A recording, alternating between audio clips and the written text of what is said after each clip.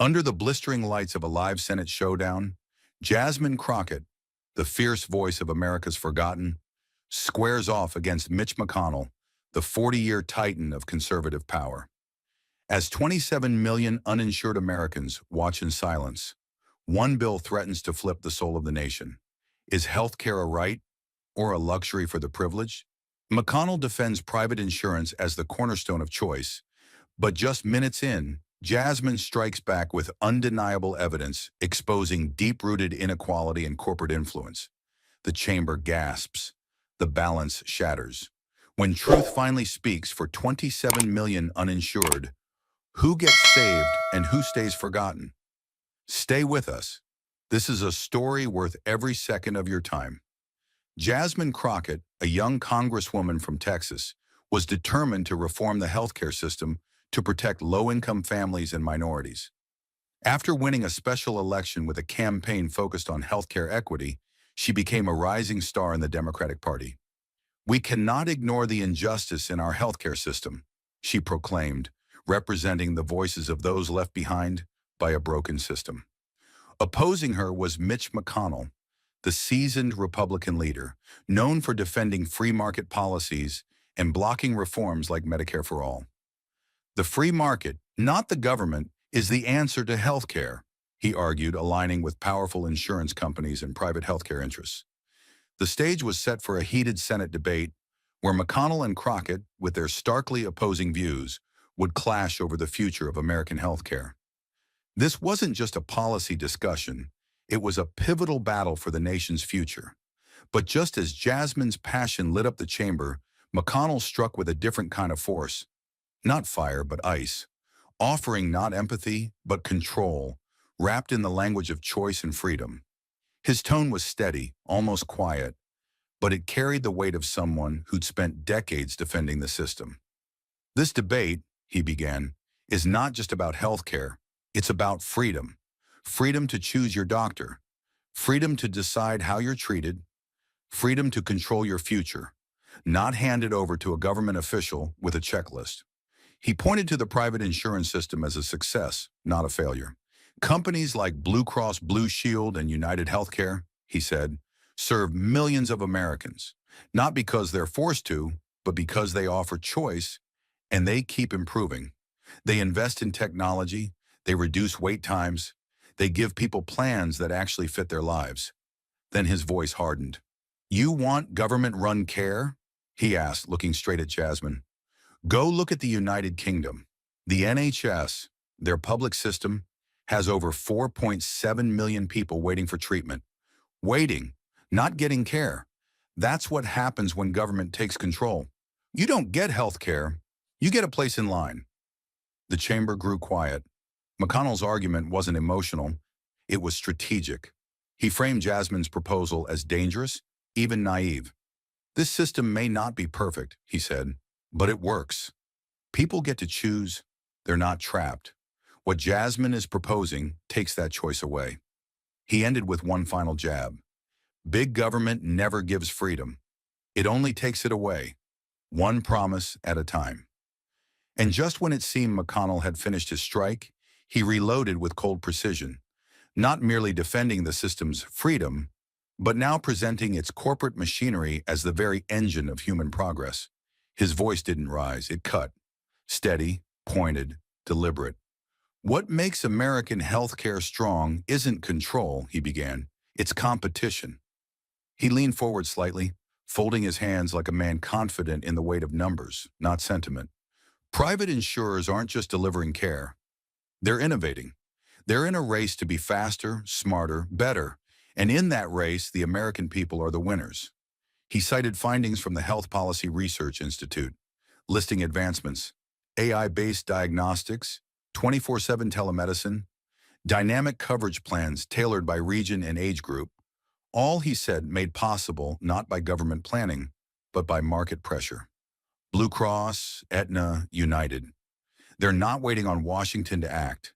They're building the future because competition forces them to, he said, his gaze locked, unblinking. And when companies are forced to compete for your business, they listen, they change, they evolve. Then came the pivot, precise and brutal. Now imagine replacing all that with a government plan, he continued. One set of rules, one provider, no pressure to improve, no consequences for delay, and no options when they get it wrong. He paused, letting silence draw tension like a wire pulled taut. That's not just inefficient, he said. That's dangerous. His tone never cracked, because for McConnell, this wasn't a matter of empathy. It was a war of systems. And in that war, he was betting everything on the cold engine of the free market. Not because it was compassionate, but because it was relentless. But before McConnell could crown the free market as the savior of American health, Jasmine rose. Not with a retort, but with a reckoning. Her eyes didn't blink. Her voice didn't tremble. It carried the weight of thousands who had been silenced by a system that priced their lives by the decimal. Let me be absolutely clear, she began, her tone low but rising like a storm behind glass. Healthcare is not a commodity to be bargained for. It is a basic human right. She didn't pace. She planted herself like a pillar. You do not ask someone if they can afford to live, she said, gaze locked on McConnell. You do not make survival a business transaction. Her hand slid across the podium, revealing a battered pocket constitution. Life, liberty, equal protection under the law, she quoted, voice sharpening.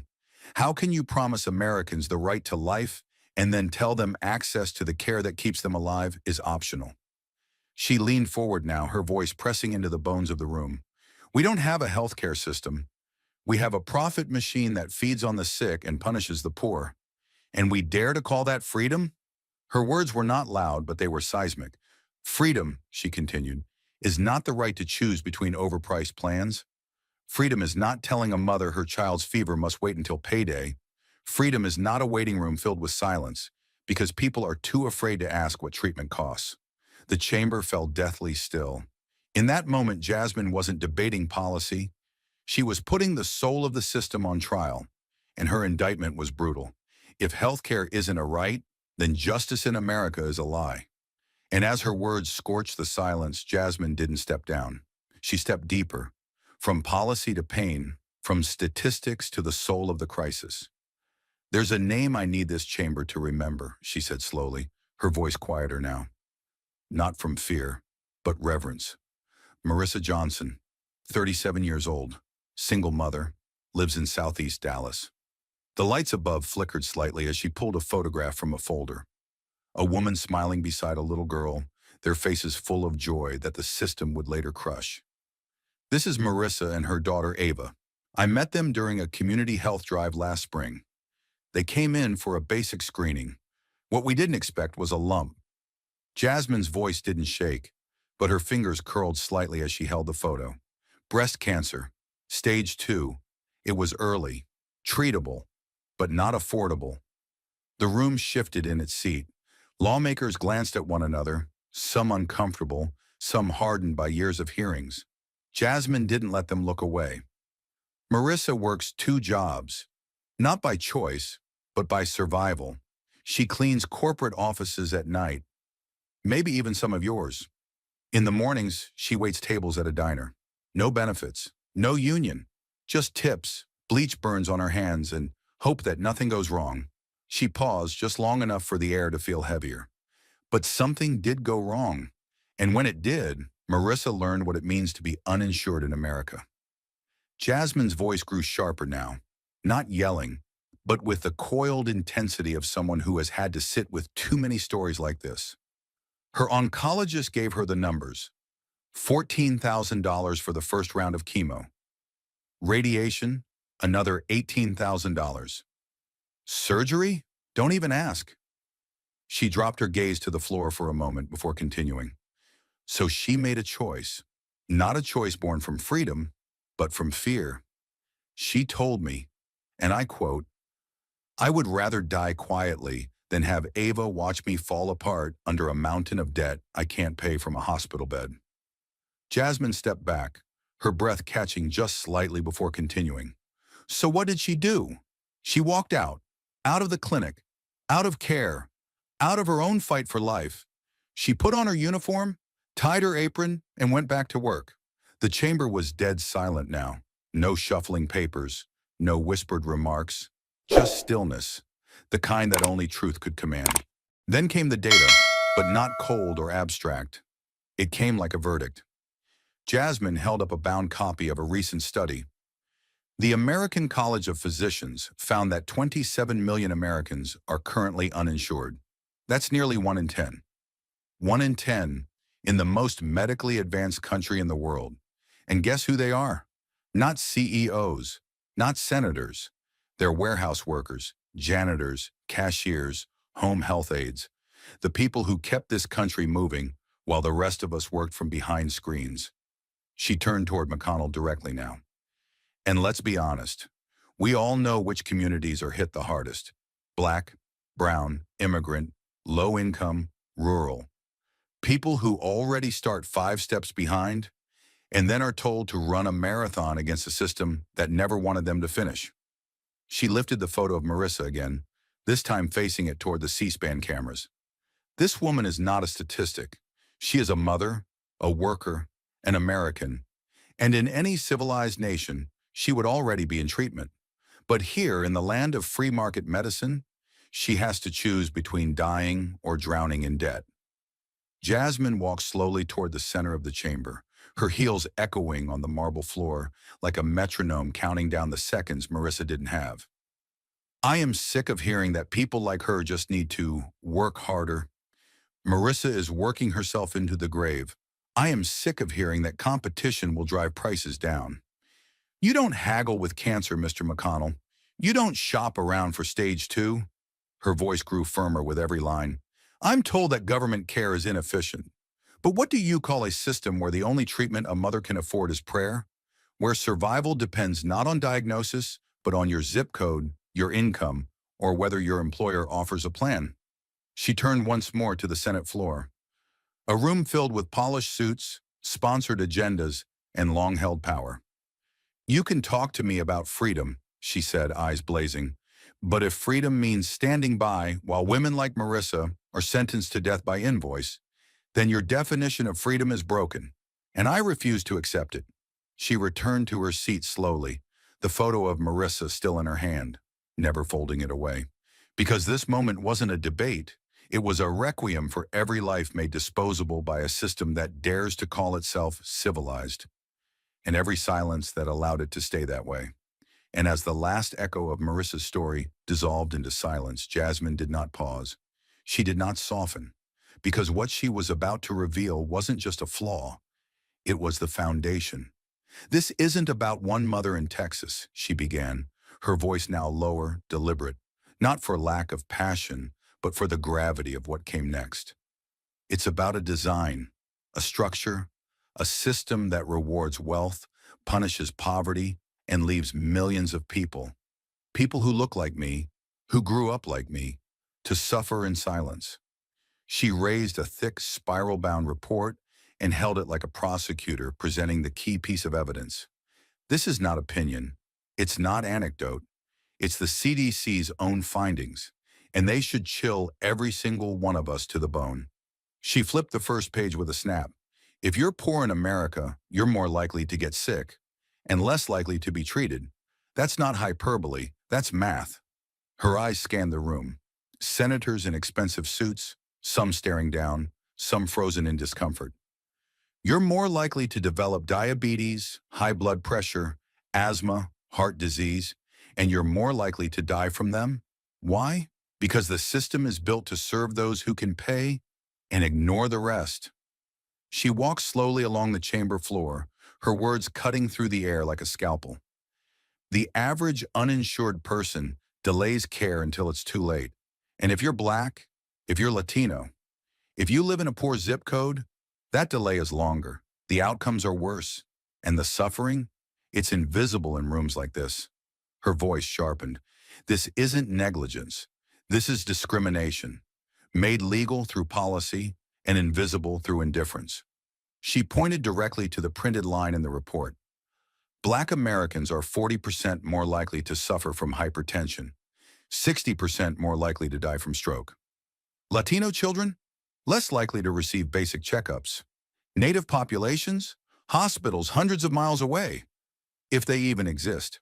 She slammed the report on the desk. So no, this system does not treat everyone equally. It protects the privileged and leaves the rest to bleed out slowly. She leaned forward now, her eyes locked on the front bench. You think someone working 2 jobs has the time or money for preventive care? You think a family on food stamps can afford a specialist for their child's seizures? You think a woman in rural Mississippi, whose nearest OB/GYN clinic just closed, has choices?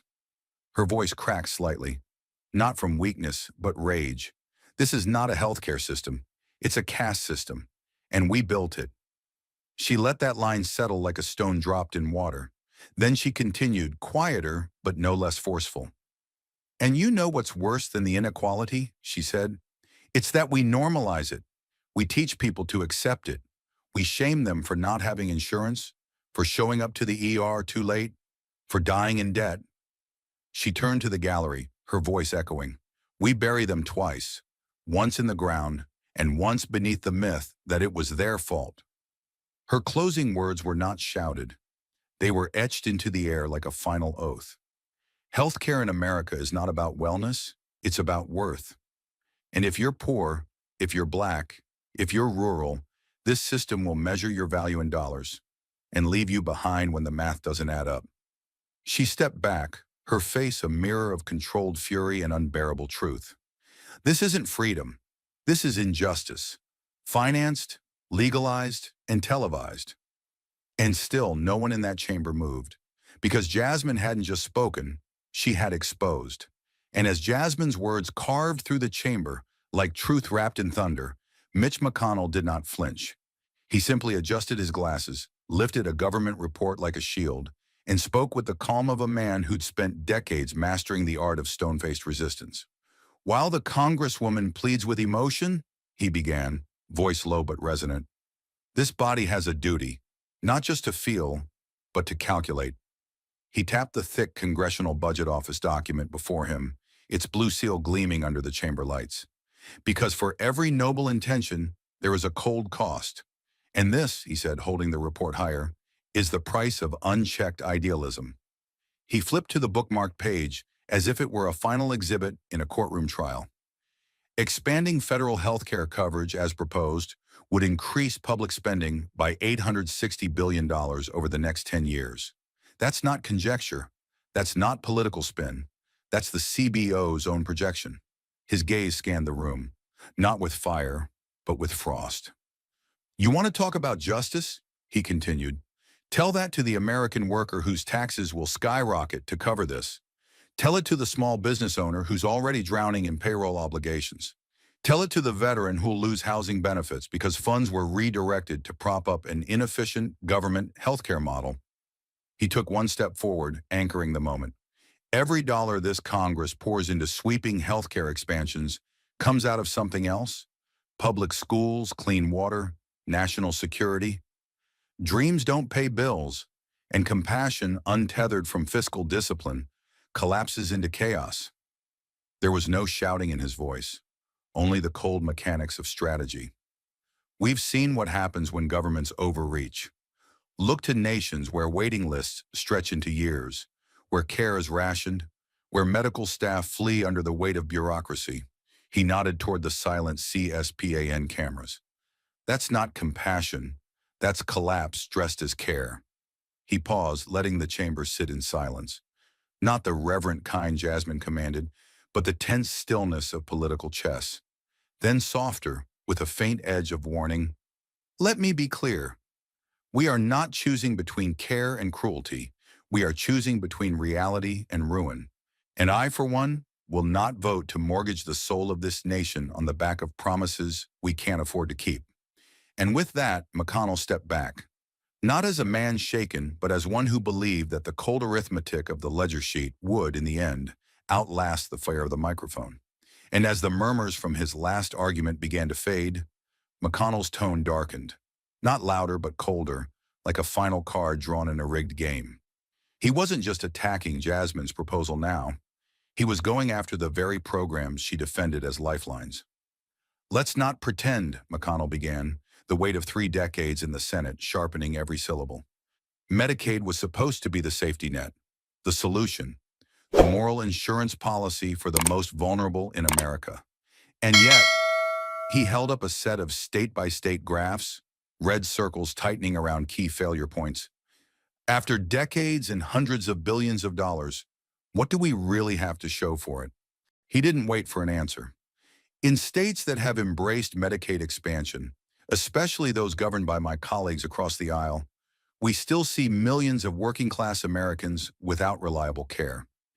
In New York, in Illinois, in California, the numbers are flatlining, not because the people don't want help, but because the help is a bureaucratic labyrinth.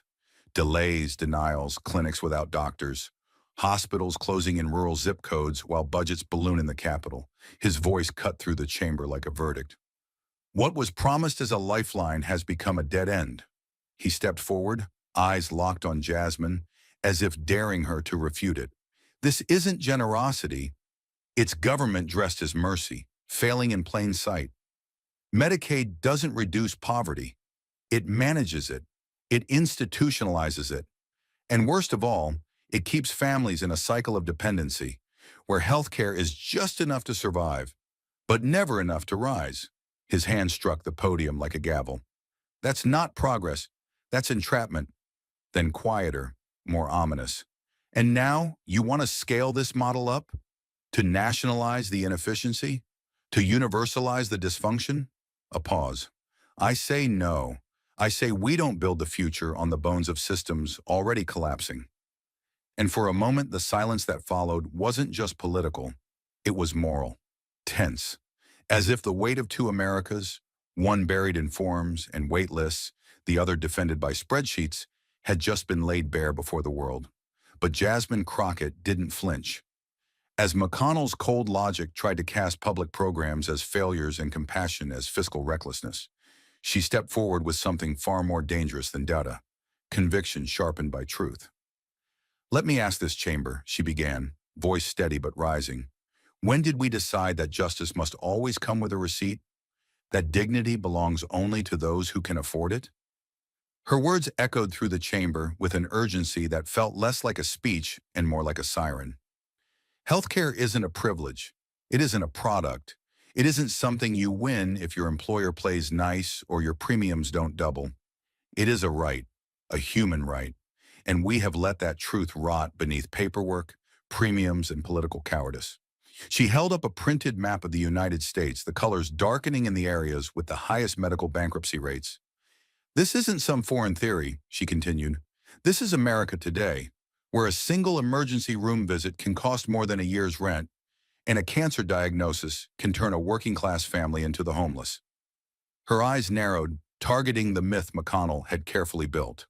You talk about freedom, Senator, but what freedom does a mother have when she has to choose between chemo and childcare? What freedom does a father have when his insulin costs more than his mortgage? She moved closer to the podium, lowering her voice like a blade sliding into its sheath, controlled, precise. The truth is, this so-called free market isn't free at all. It's a trap, a system designed not to serve, but to sift, to sort the worthy from the expendable, the insured from the invisible. She held up her next weapon, a color-coded chart comparing healthcare spending and outcomes across nations. And while we bankrupt our people in the name of choice, countries like Norway, Sweden, and Finland have proven that universal care is not only possible, it's sustainable, equitable, and profoundly effective.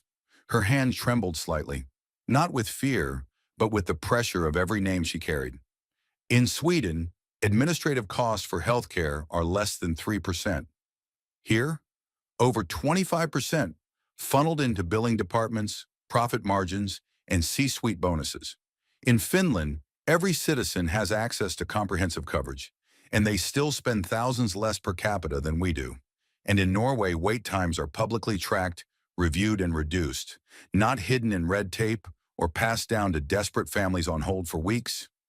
She looked up, eyes locking with McConnell's, defiant. You say public health care is too expensive.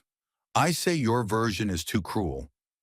Then she paused long enough for silence to creep back in, long enough to remind everyone watching that this wasn't a performance. It was a confrontation. Do you want to talk about cost? She asked, her tone shifting. Heavier now. Let's talk about the 500,000 Americans who file for medical bankruptcy every year. Let's talk about the billions we waste on administrative bloat, on billing disputes, on duplicative insurance overhead. She jabbed at the air with each number, driving them in like nails. Let's talk about the price paid by a black woman in Mississippi who can't find a prenatal clinic within 60 miles. Or a child in rural Texas whose ear infection becomes meningitis because Medicaid expansion was blocked. Her breath caught for a beat, not from nerves but from memory. I've sat with mothers who buried their children because a $40 copay was the difference between early detection and too late. I've listened to veterans, men who wore this nation's uniform, tell me they were denied follow-ups, delayed surgery, denied dignity. And I've heard enough. She grabbed the final document in her pile, a thick-bound report stamped by the World Health Organization. This report, she said, voice rising again, concludes that universal public health care not only saves money long-term, it creates healthier, more productive societies. Not socialist wastelands, stronger nations, nations where your health isn't a tax bracket, but a birthright. Then she did something no one expected. She stepped back from the microphone and raised her hands, palms open. I don't expect you to agree with me, she said to the chamber. I expect you to look your constituents in the eye and explain why they're not worth what people in Norway are worth, or Denmark, or Canada. I expect you to tell a waitress with stage 2 breast cancer that she should have budgeted better. I expect you to look a father in the face after he loses his son to a treatable infection and explain that this system works just fine. Her words were not shouted, but they hit harder than any scream. They didn't bounce off the walls. They sank in. This debate isn't about ideology, she said, her voice quieter now but heavier than ever. It's about morality. And right now, we are failing that test. Every single day that we allow profit to dictate who lives and who dies, we fail. She let that hang. Not because she had more to say, but because there was nothing else anyone could say to diminish it. The room may have been filled with suits and speeches, but outside these walls, a different kind of trial had already begun. The people, tired of waiting, had rendered their verdict. Jasmine had their voices printed in ink. Jasmine stepped back from the podium momentarily, her fingers brushing the edge of a folder like a pianist preparing for the final, damning note. She turned, lifted a single document, and held it up for the entire chamber to see. This, she said slowly, isn't an opinion. It's a reckoning. The paper gleamed under the lights, an official summary from the Pew Research Center, stamped with the weight of public sentiment. 65% of Americans, Republicans, Democrats, Independents, say they want change. Not tomorrow, not in theory. Now they want a healthcare system that protects people, not profit margins. She walked slowly toward the center of the floor, her heels clicking like a countdown. And do you know what makes this more than just a number, she asked. It's not just because it's Pew, a gold standard research institution. It's because this result isn't isolated. It confirms what we've seen in wave after wave. Kaiser Family Foundation, Gallup, even internal data from the Department of Health. Americans are tired of being bankrupted by survival. The document trembled slightly in her hand, not from fear, but because she was holding something real. The voices of millions who never got to speak in rooms like this. This chamber has heard from lobbyists, from CEOs, from think tanks with fancy acronyms. Now it's time we listen to the people bleeding beneath their deductibles. Her tone deepened, calm but unrelenting. Because while this government hesitates, real people are forced to crowdsource chemotherapy. They're skipping medication to pay rent. They're rationing insulin while your donors buy yachts. A murmur rippled through the room, like a fire catching dry timber.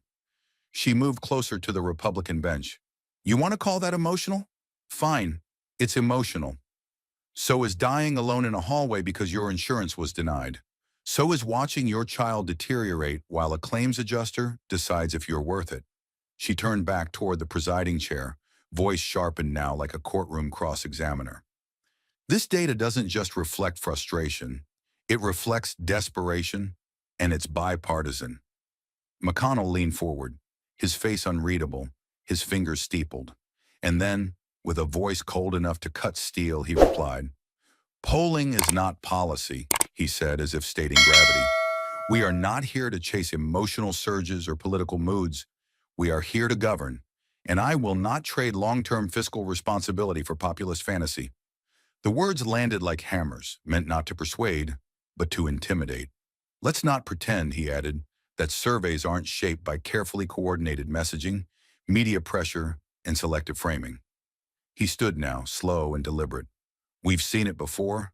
Manufactured momentum, polls driven by activist networks, sentiment inflated by fear campaigns. The Pew report is not scripture, it's statistics, and those statistics can be swayed." The chamber held its breath. McConnell wasn't done.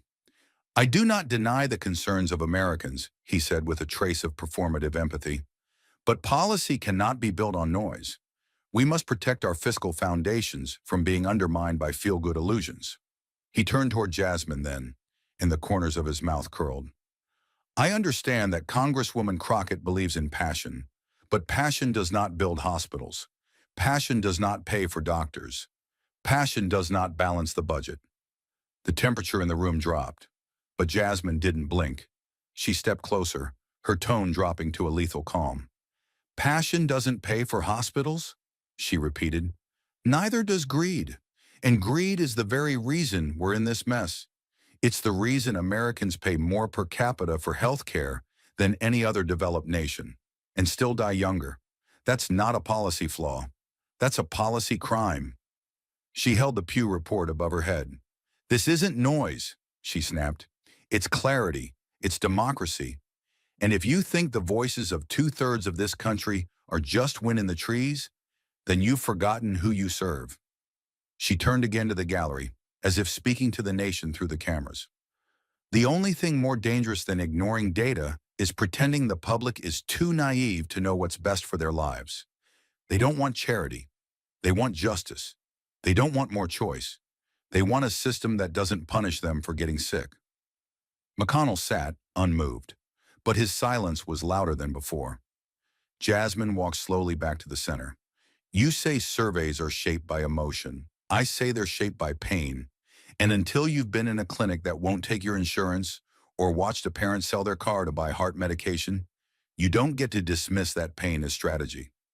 The document trembled again in her hand. But this time, it was the chamber that was shaking. But Jasmine had one card left, and it wasn't emotional, it was financial. If McConnell wanted to speak the language of power, she would show him exactly who was paying to keep his microphone on. Jasmine inhaled sharply, then stepped forward with a presence that seemed to swell across the chamber. "Let's drop the mask," she said coldly, pulling a bundle of highlighted finance records from her folder and slamming them on the desk. "You want to talk about responsibility? Then explain this. $3.8 million in direct contributions from the insurance industry to your campaigns over the last decade. United Health, Anthem, Cigna. Each line item isn't just a donation, it's a transaction, and the receipt is your voting record." The room fell into a stunned hush. She raised a hand, flipping through each page like a prosecutor unveiling a smoking gun. "You didn't block Medicare for all out of principle. You blocked it because the people who would lose billions if Americans had health care as a right, those people sign your checks." Her voice sharpened. "And while you sit here touting free market innovation, the real innovation is how these corporations turn democracy into a vending machine." She turned toward the gallery, her voice resonating beyond the chamber. "The people watching this at home, they're not imagining things. They feel it every time their premiums go up while executive bonuses soar. This isn't about disagreement, it's about betrayal. You're not representing Kentucky. You're representing C-suite boardrooms who've never waited 6 hours in an ER." Her eyes narrowed. "Let me be crystal clear. This system is sick, but the cancer isn't the poor.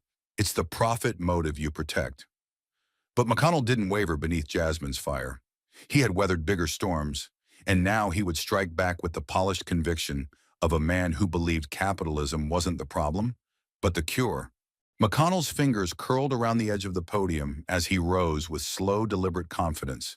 His voice, gravelly with decades of Senate battle, cut through the murmurs like a blade through silk. "We don't preserve American excellence by punishing the very engines that power it," he began, eyes narrowing on Jasmine. "The healthcare industry doesn't innovate because it's told to. It innovates because it competes, because it must. That's where miracles are born."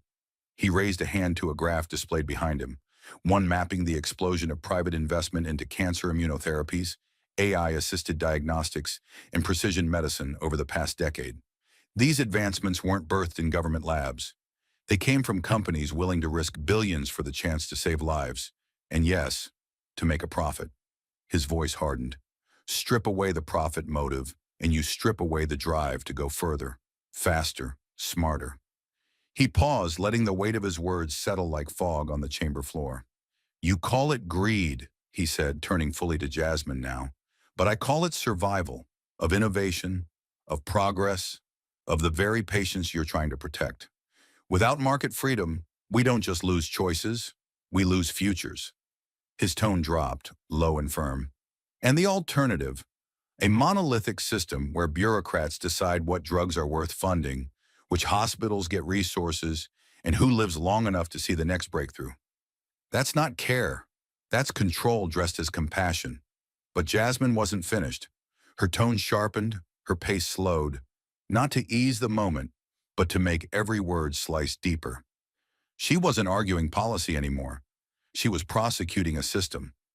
Jasmine Crockett stepped forward with a fire that didn't flicker. It roared.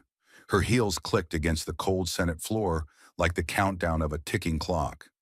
In her hand was a black folder labeled NMHP:"Unfiltered." She paused just long enough to let the silence settle like smoke in a sealed room, then opened it.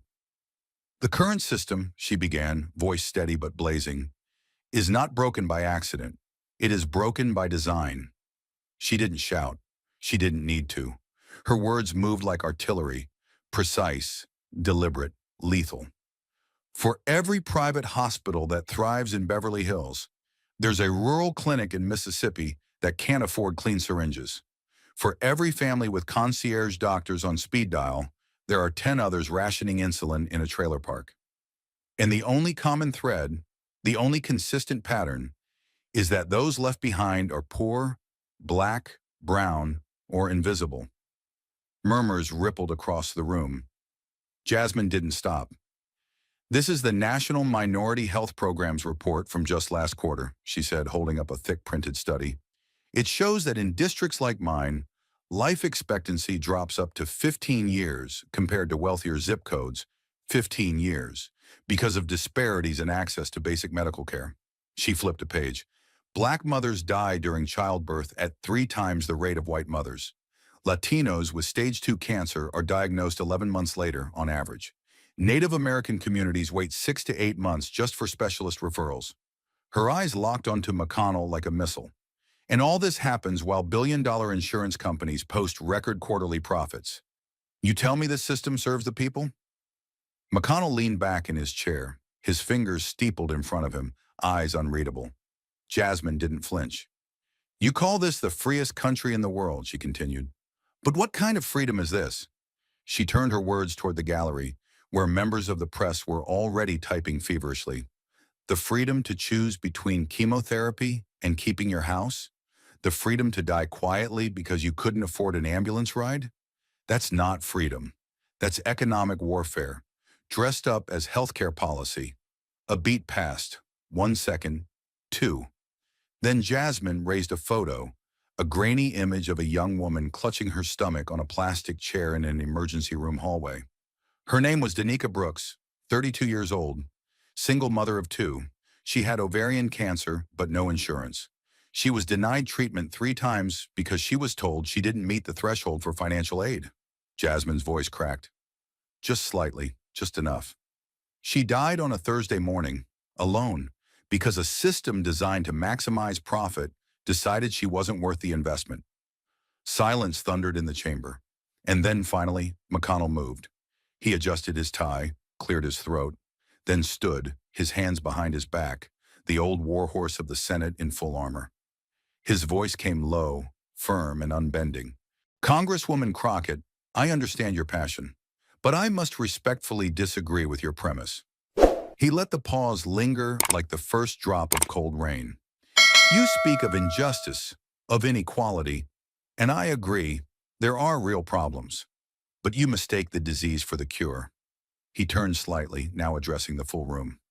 The worst thing we could do is hand control of healthcare to Washington bureaucrats. That doesn't create equity. It creates dependency. He nodded toward the same gallery Jasmine had spoken to.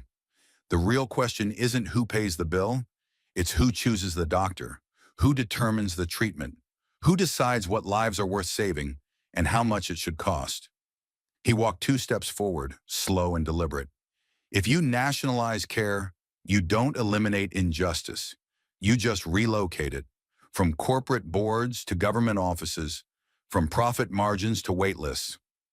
McConnell turned back to Jasmine, eyes flint sharp. Freedom is messy. It means some plans cost more than others. It means not everyone has the same outcomes. But it also means no one, not a politician, not a panel, gets to dictate your options. That's not oppression. That's liberty. Jasmine didn't blink, but her grip on the folder tightened. McConnell concluded with the calm of a man who'd rehearsed these words 1,000 times. A government powerful enough to guarantee your health care, he said, is powerful enough to control it. And history has shown us, over and over, that once you give that power away, you don't get it back. The room didn't cheer. It didn't jeer. It sat in silence, torn between two moral earthquakes that had just shaken the floor beneath them. And the real question remained, was freedom still freedom if only the rich could afford to survive it? As McConnell concluded his defense of market liberty with the same calculated ease he'd honed over decades, Jasmine Crockett didn't respond immediately. She stood in silence. The chamber stilled. Then, softly, purposefully, she walked toward the center table, a binder in her hand bearing the seal of the OECD. Senator, she began, you said America can't afford a public health care system, that it would bankrupt our nation. But the truth is, it's our current system that's bleeding us dry. She flipped open the binder, her tone sharpening. This is data, not from left-wing think tanks, not from campaign consultants, but from the Organization for Economic Cooperation and Development. 38 member nations, capitalist nations, wealthy democracies, and here's what they all prove. We are the outlier. The screen behind her flickered to life, revealing a simple chart. Healthcare spending per capita, adjusted for purchasing power. The United States towered over every other bar. Sweden, Finland, Denmark, all spending less, all covering everyone, all achieving better health outcomes. Jasmine gestured toward the image, her voice rising with urgency. We pay more. We die younger. We go bankrupt faster. And for what? So insurance CEOs can pocket $20 million salaries while a working mother in Mississippi skips her insulin? She paused just long enough for the weight of her words to settle. The silence was thick. Her next line cut through it like a blade. You call that freedom, Senator? McConnell stirred, but said nothing. Jasmine took another step forward, her heels clicking like gavel strikes. Let's talk about Finland, a country that guarantees cancer treatment, dental care, maternal care, all free at point of service. And yet they spend 40% less per person than we do. That's not socialism. That's efficiency. That's morality backed by math. Her finger jabbed toward the next slide. Comparative infant mortality rates. The U.S. ranked below every other industrialized nation. And Sweden, she continued, almost breathless now. Universal prenatal care. No bills for childbirth. No 3-page itemized invoices for holding your newborn skin to skin. Just care. Just dignity. Just humanity. She locked eyes with McConnell. Meanwhile, in your home state of Kentucky, rural hospitals are closing. Black mothers are 3 times more likely to die in childbirth, and 41% of adults report delaying medical care due to cost. McConnell cleared his throat, shifting in his chair, but Jasmine was unrelenting. Let's strip away the politics. Let's talk about what this system does to real people. I have constituents who choose between chemotherapy and groceries, who show up to my town halls with bags of unpaid ER bills, who work 2 jobs and still get denied coverage because their deductible is more than their rent. She opened another document. OECD reports confirm it. Countries with public health care don't just save money, they build trust. Citizens seek care earlier, which means less hospitalization, fewer complications, longer lives. That's the ripple effect of compassion codified into law. Her tone dropped, lower, more intimate, almost a whisper through the microphone. And I want to ask you, Senator McConnell, if Finland can afford to treat its citizens with dignity, why can't we? A few members in the back shifted, some avoiding her gaze. Jasmine turned to the public gallery. This isn't academic. This is life and death. This is a father in Detroit who died of sepsis because he didn't have $200 for antibiotics. This is a waitress in Phoenix who broke her wrist and didn't go to the ER until it turned black. This is America in 2025, where your zip code and bank account decide whether you live or die. Then she returned to McConnell. I respect your experience. I respect your service. But I will not respect a defense of a system that profits from human suffering. You say the market fosters innovation. I say it rations mercy. You say government care is inefficient. I say a for-profit company denying a cancer patient treatment because they missed a premium by 3 days is the real inefficiency. McConnell leaned forward, trying to interrupt, but Jasmine held up a hand. I'm not finished. Her voice climbed again. We are the richest country on earth, and yet we are the only one where millions fear going to the hospital. The only one where a GoFundMe page is considered a form of insurance. That is not freedom. That is a systemic betrayal. She turned to the final page. A pie chart. Global administrative costs. America spends 4 times more on healthcare paperwork than any other nation because we've built a labyrinth of denials, delays, and fine print. We've let corporations write the rules, and what we get in return is a system that treats suffering as a sales opportunity. Finally, she closed the binder, the clap of its cover echoing off the marble walls. I am not asking for utopia. I am asking for basic decency. I am asking that we stop being the country where getting sick is a financial catastrophe. I am asking that we listen to the data, to the world, and to the people screaming from the margins.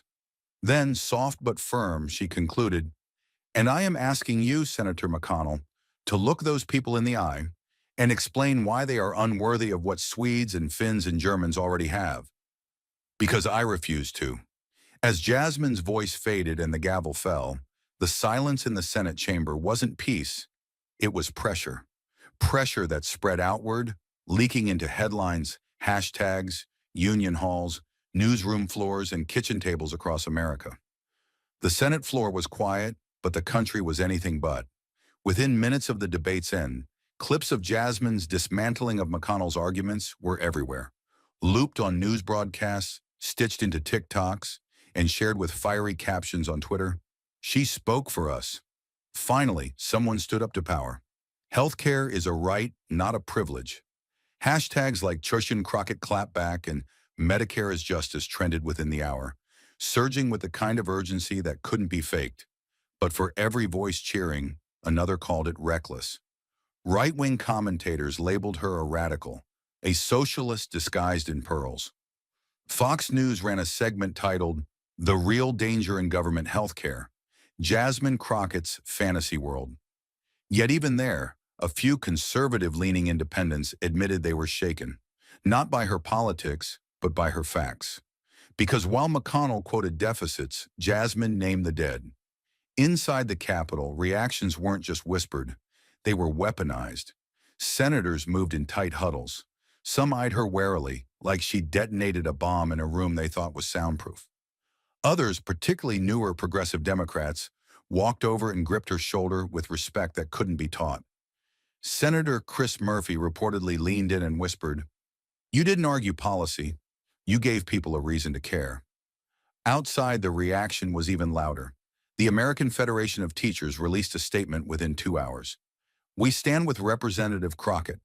Healthcare injustice is education injustice." The SEIU followed suit, blasting an open letter signed by over 500 labor leaders.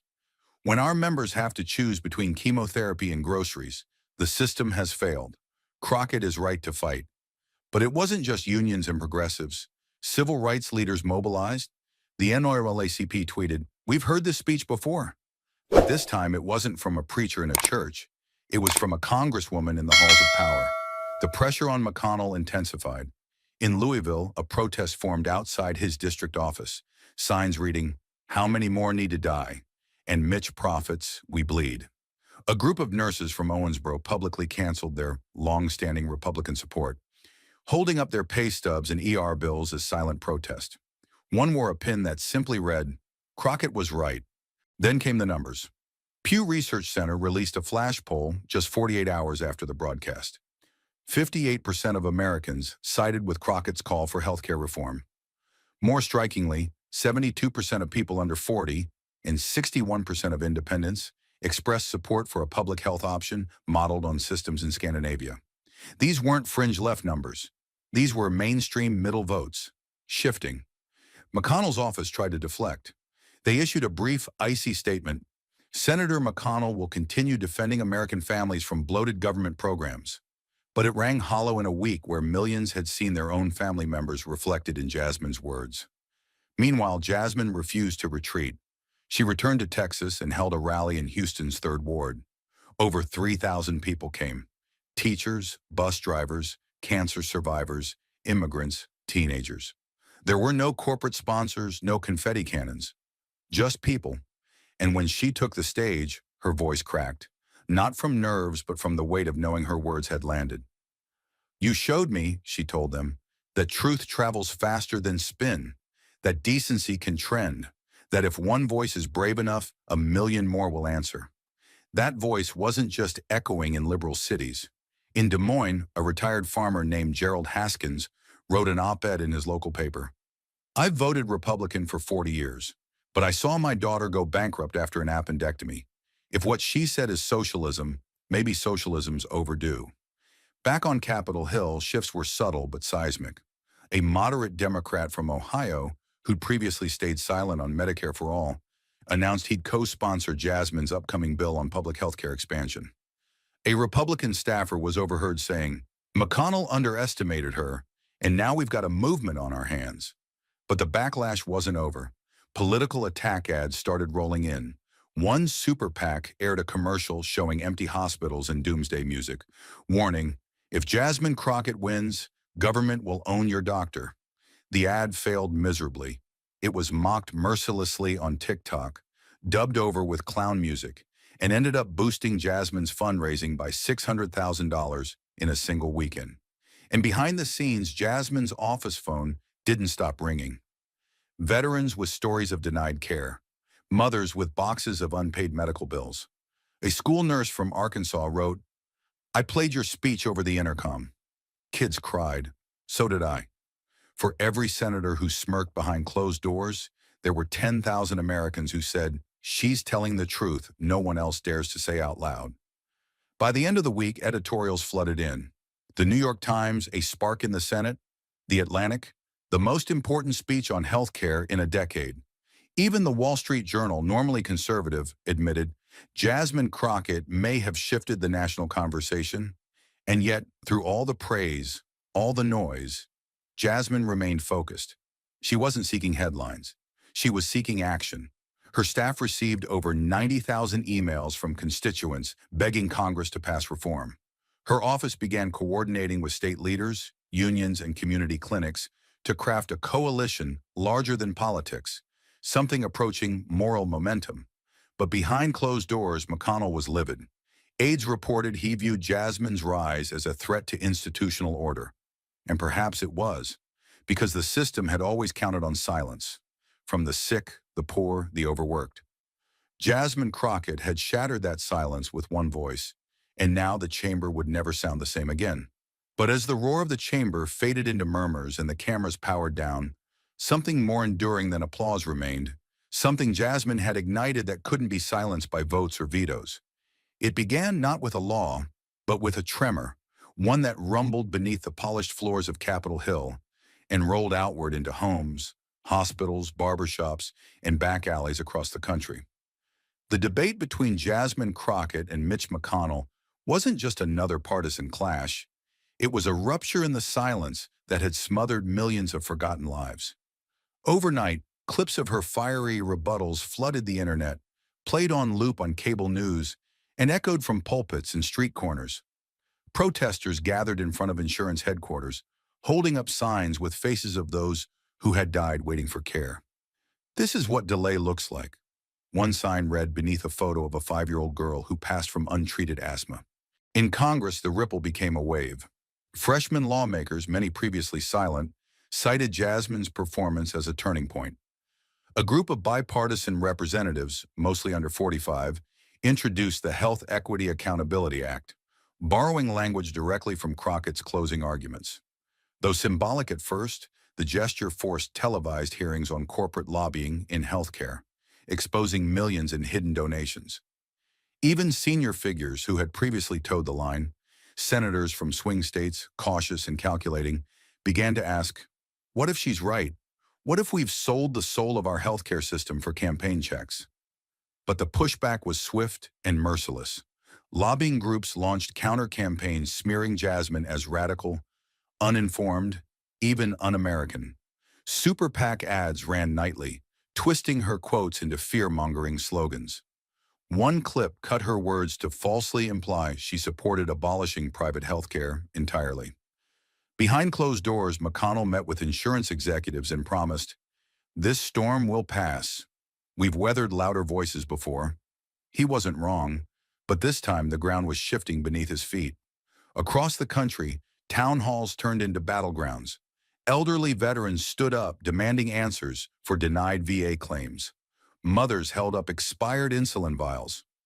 One nurse broke down mid-question, sobbing as she described watching a teenager die of sepsis in a rural ER with no doctors on duty. "How many more stories do you need?" she screamed at a senator frozen behind the podium. These weren't isolated moments. They were symptoms of a sickness long ignored, and Jasmine's voice had become the diagnosis. Universities hosted public forums on healthcare justice. Law schools dissected the constitutional arguments she'd made about the right to life and equitable protection.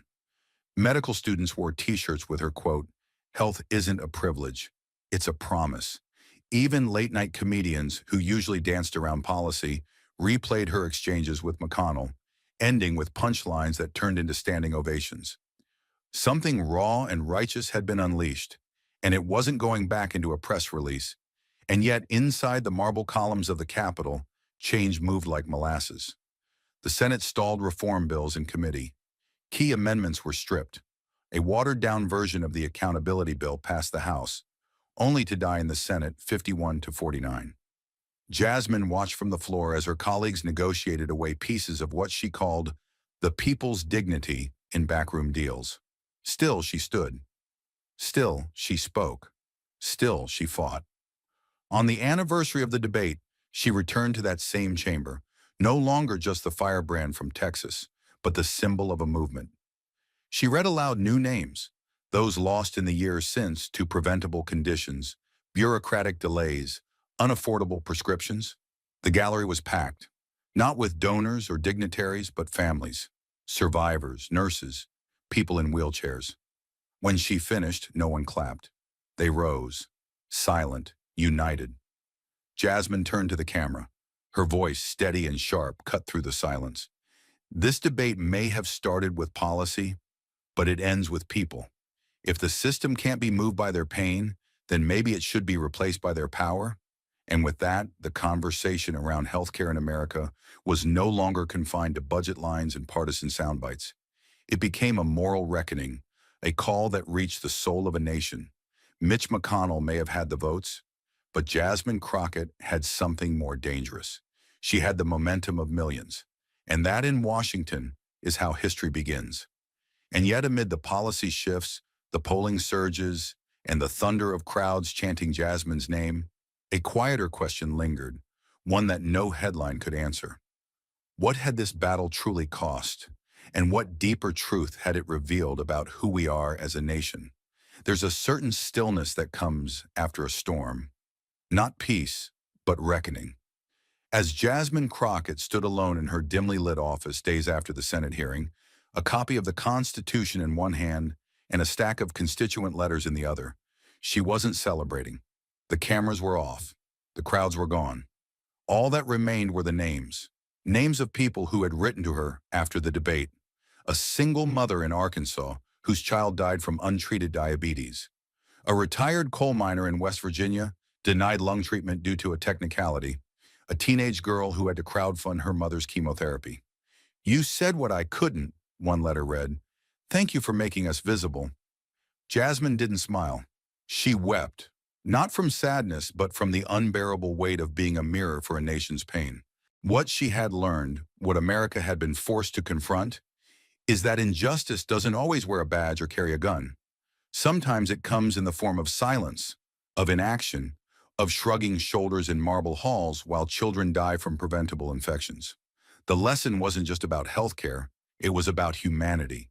It was about the lie we tell ourselves when we say the market will fix what the heart has broken.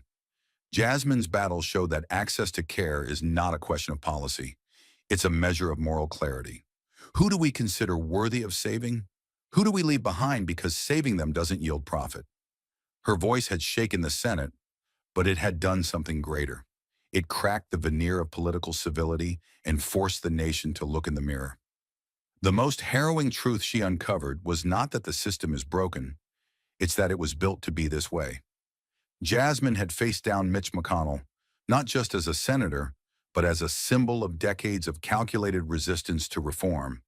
He wasn't just defending policy, he was defending an ecosystem of privilege, where suffering is tolerated so long as it stays out of sight. That moment taught America a brutal lesson, that those who benefit from inequality will always call justice radical. They will smear reform as chaos and frame empathy as weakness. But Jasmine didn't break under the weight of their mockery. She stood taller. "Justice," she had shouted into the chamber, "isn't disruptive. Injustice is." That sentence would be printed in textbooks, quoted in courtrooms, and whispered by parents to their children during hospital vigils. The human lesson extended beyond politics. It was about storytelling. Who gets to tell it and who gets erased? Jasmine gave voice to those who had been rendered invisible, not because they were few, but because they were inconvenient. People who work 2 jobs and still can't afford insulin. Veterans who fought for the flag but can't afford dental care. Mothers who choose between groceries and an inhaler. By dragging these stories into the national spotlight, Jasmine rewrote the rules of engagement. No longer could lawmakers hide behind abstract numbers. The human toll was laid bare. For every talking point McConnell deployed, Jasmine countered with a name, a face, a story. And suddenly policy had a pulse. And what of hope? That was the final and most fragile lesson. Hope is not handed down from podiums or drafted into legislation. It is wrestled from silence by those brave enough to speak. Jasmine had hoped, yes, but she also dared. Dared to name the rot. Dared to risk her career. Dared to become the vessel for a country's collective ache. Her fight taught America that courage doesn't come from always knowing the outcome. It comes from acting anyway, from standing in the fire when it would be easier to disappear. "If I lose my seat for this," she once told a reporter, "at least I'll lose it fighting for people who never had one at the table." What lingered after the hearing, what echoed in the halls of Congress and in kitchen tables across the country, was not a policy victory. It was a soul-deep reminder that systems are built by people, and people can unbuild them too. Jasmine's crusade revealed that we're not powerless. We're just told we are. That belief, perhaps more than any vote or law, is what keeps injustice alive.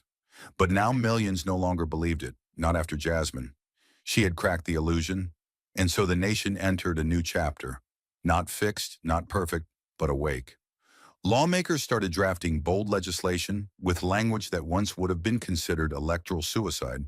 Teachers added Jasmine's testimony to civics curriculums. Hospitals in blue and red states alike began piloting nonprofit care programs. The winds hadn't shifted overnight, but they had shifted, and every breeze carried Jasmine's voice like a lighthouse in the storm. That was her legacy, not just the sound and fury of a Senate showdown, but the human lesson carved into the conscience of a country. Thank you for watching until this moment and for standing with us on this journey for justice. Your support means everything. Like, subscribe, and turn on notifications so you never miss what's next. And we'd love to hear your thoughts. Leave a comment below and let us know what moved you most in this story. Together, our voices make a difference.